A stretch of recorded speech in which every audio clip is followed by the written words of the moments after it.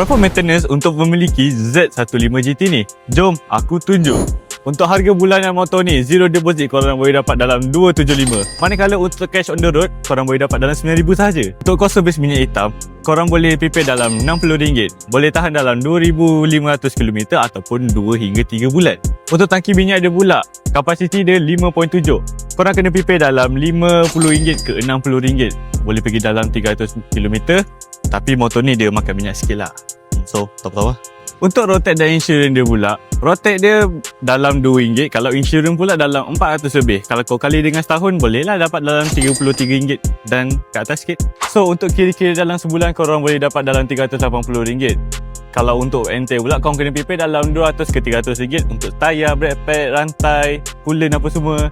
So kalau korang berminat, boleh isi beg biru kat bawah. Jangan lupa like, komen dan share untuk video seterusnya. Man, baik doh.